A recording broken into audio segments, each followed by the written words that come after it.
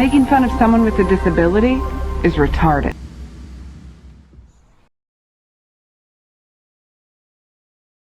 Hey guys, welcome back to the channel. My name is Jim, and if you're into EDC goodies, you're in the right place. Today we're going to be taking a look at the knife that you didn't know that you need. This is a brand new offering from Ketuo Knives called the VENTR. Now, I don't know if it's VENTR or VENTR, but I'm going to go with VENTR because if this were to make it into somebody, it's going to vent them pretty well. It's a VENTR. Anyway, this is, in my personal opinion, an absolute work knife. This definitely isn't a high-grade collectible with crazy rare exotic materials. It doesn't have a blade shape that's crazy and, what's the best word? Fanciful, like you may have seen from their brand and some others in the recent past. This is a very straightforward design, sort of a Tanto-ish design, but the overall way that this thing is shaped, the way that it feels, it's almost like you have a folding utility knife, and it just feels like it's made to work. It feels like when you've deployed this thing that it's ready to go and do some hardcore cutting. And if you've been around knives enough, you've collected a lot of different types, you know that there's always that one knife that you pick up and go, this is a workhorse. This is really meant for me to cut shit with. Not just be pocket jewelry, not just be a prop to use for my Instagram posts, but this is something I want to go cut down some boxes and slice into things with. That's exactly what this is. And it's a little bit kind of on the outdoorsy adventure type of design as well. There's no pocket clip, but yet you've got this huge lanyard opening on the back spacer back here, which makes me feel like just tying the biggest knot in the world, throwing a big old lanyard on here, and either hanging it off a carabiner off a backpack, or just dangling it inside my pocket with the lanyard sticking out.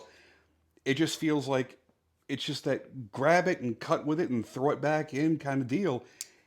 And I really dig that because there's not a lot of that prevalent in today's tactical style collecting community. You know, we all want something that's, got some character, that's kind of wicked, that's kind of cool, but also is going to be useful and practical. These, I think, are purely made to be practical, but also kind of have this futuristic, industrial kind of look to them that, well, I really kind of enjoy. Now, let's get into the photography and then get down into the tabletop review, get a close-up look at this, and discuss the pros and cons, discuss what things may attract you to it, and what you might actually use it for.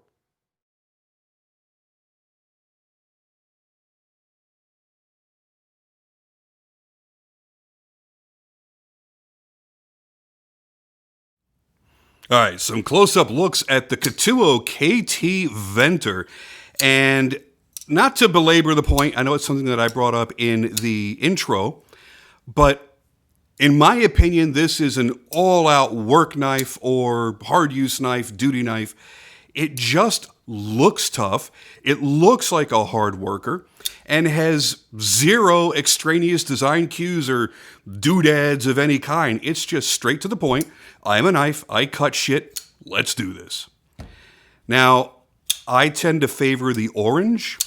I'm not a big G10 fan myself, but one of the few choices in G10 that I like is the cool blaze orange. I've always liked that color. It's bright. You can't miss it. You know, it's like that construction worker on the side of the road. You know, it gives you something to aim for when you're bored on your way into work and you're wondering why they've blocked off traffic at rush hour. It gives you something to aim at.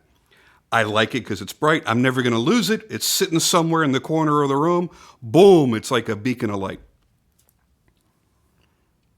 Now, this is a liner lock with button actuation. I don't want you to think that this is a button lock. It is not a button lock.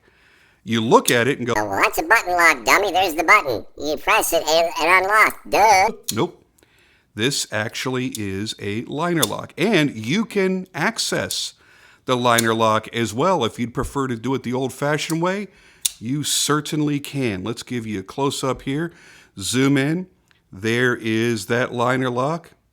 Now, I wanted to call it an inset tab lock, but that is actually part of the entire liner. The difference is it is an inset lock because the entire liner is inset into a pocket milled into the backside of the scale. So it's kind of a hybrid. It's kind of a combination of the two. A normal, let's think of what a normal liner lock would look like. And you would see scale, liner, and then blade in the middle. You don't see the liners exposed. They're hidden away and done very, very nicely. So when I hit this pusher, when I push that button, it disengages the lock for me. And you can see it working from the back side here as well. And there is your detent ball. That's the difference that helps this new wave of liner lock, push button liner lock, released locks. That's why they're becoming so popular, because so many button locks, people don't like that weird feeling of how they open because they don't have that detent feel that they're used to with their liner locks and their frame locks, and they want something that's a bit snappier. These are nice and snappy without being difficult to overcome the detent. They did a fantastic job tuning them. So I can flick with my finger, I can flick with my thumb, I can slow roll with my thumb. And you really can't, I'm sure somebody out there is going to prove me wrong. I cannot front flip it because the jimping doesn't go back here, and the jimping's very smooth anyway. The jimping's kind of not all that great. That's the only negative I have for the entire knife, that the jimping could be a little deeper and a little bit sharper.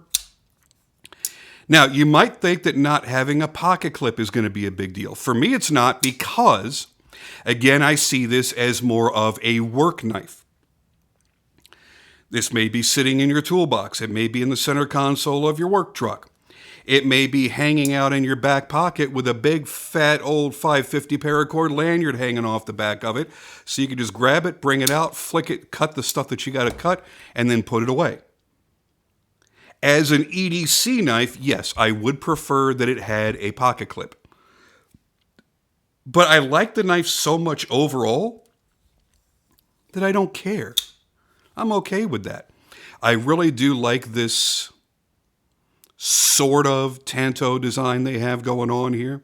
This pseudo-futuristic sci-fi Tanto. We'll go with that. Futuristic sci-fi Tanto, that's a thing now. Let's just start writing that every time we refer to a blade shape like this. Now, here are your specs.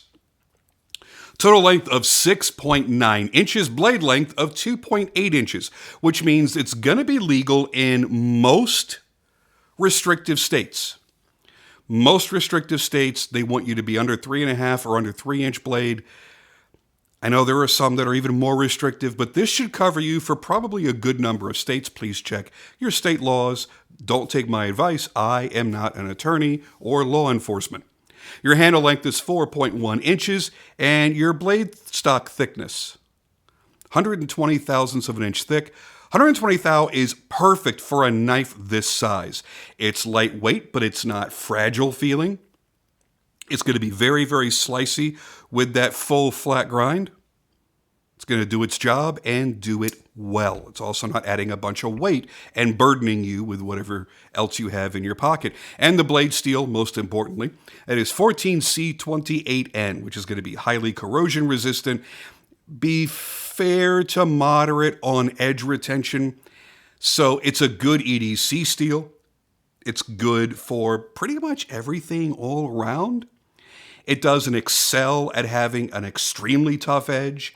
It doesn't excel at having a very long-lasting edge. But it has a good balance of everything that it needs to be for all-around everyday carry. So keep that in mind. All right, that's all my thoughts on the Venter. I hope you guys enjoyed it. I'm a big fan of Ketuo. Ketuo and Reich are sister companies. They work together. And You guys know the quality coming out of Reich. They're innovative, they've got great designs, and they've learned how to really machine knives so perfectly, execute them so well, that even when you get into a budget offering like this, you're not lacking anything. It's a nice, high-quality knife all the way around. The only other knock I would give it is the fact that it's using steel liners instead of titanium liners, and that's a little bit less premium, and it adds a little bit of extra weight to the knife that titanium would have reduced. But it also helps you keep your wallet a little bit heavier too, because with the steel liners, it's going to be a lot less expensive. So there's always a trade-off, right? Anyway, that's it for me for now, guys. I'll see you on the next video.